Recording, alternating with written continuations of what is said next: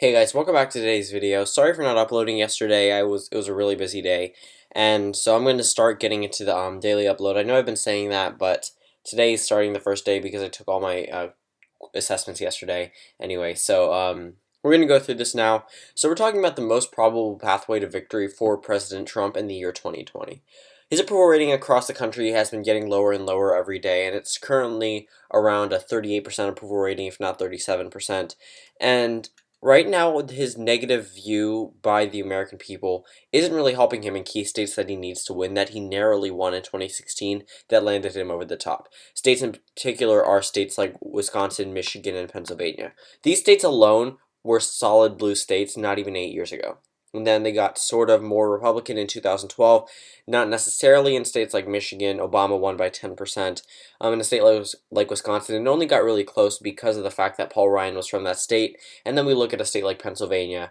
That one wasn't really close at all for the Democratic Party. However, in 2016, Donald Trump was able to flip every single one of these states and win them. However, in a state like Wisconsin, he won by less than 2%. And in both Michigan and Pennsylvania, it was less than 1% in total, and a total of 80,000 votes across the entire Rust Belt. This is an area he definitely needs to win if he looks to win re-election, especially since other places his approval rating is dropping the same rates as it is in the Rust Belt.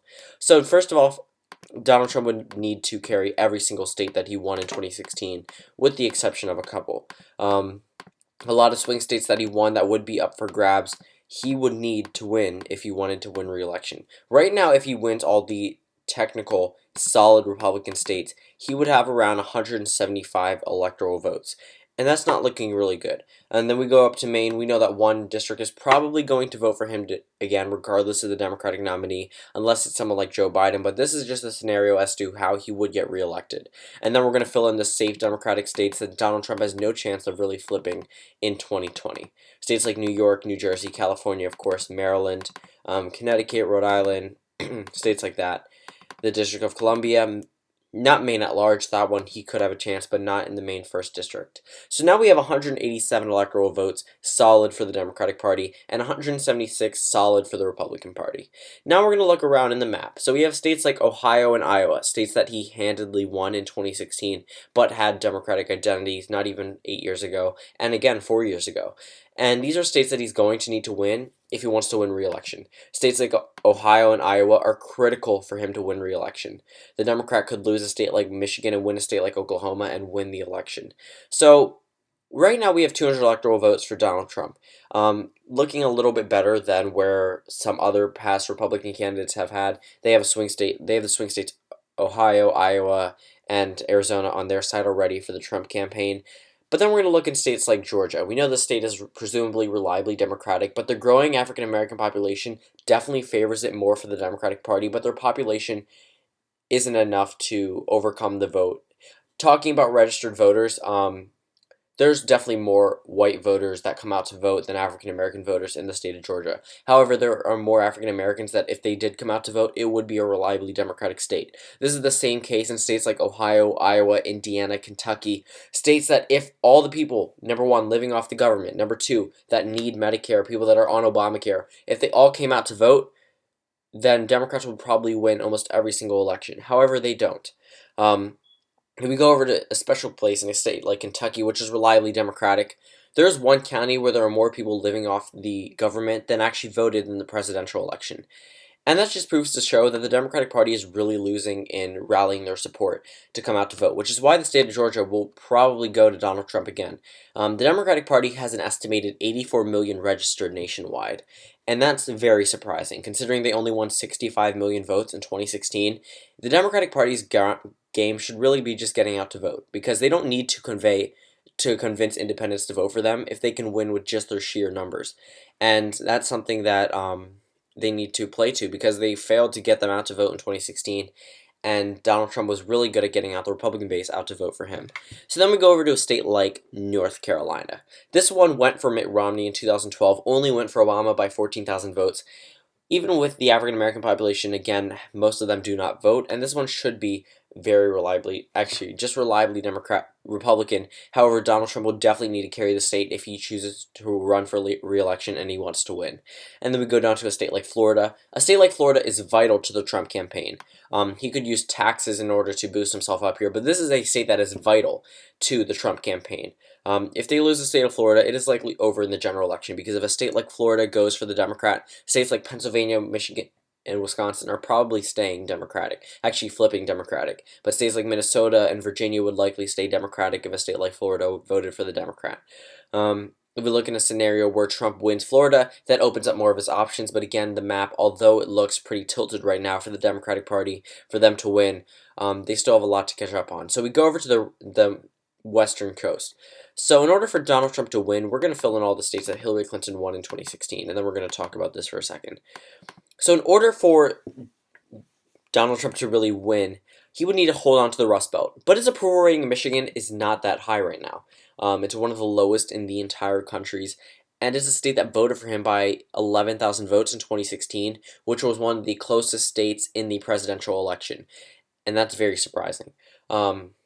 Michigan voting for Trump was shocking, to say the least. However, the fact that his approval rating is so low, it's going to be extremely hard for him to win that state again. He cannot afford to lose a fraction of the vote that he won in 2016. Yet he's already lost percentage points, 5 to 10% of that vote, just in approval rating polls alone. And we're not even 2 years into the administration. We haven't even reached midterms yet, and his approval rating is this low.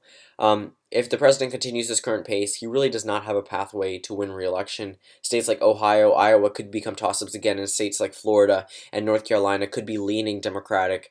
But as of right now, we're going to go off 2016 data and fill in this map. So in order for Donald Trump to win again, he would need to win another state in the Rust Belt, with a state like Michigan turning more Democratic, especially with Donald Trump giving the Republican Party a bad name here, and the bad Republican governor. All of that looks really bad on the GOP, and that's going to be something the Trump campaign is going to have to realize in 2020.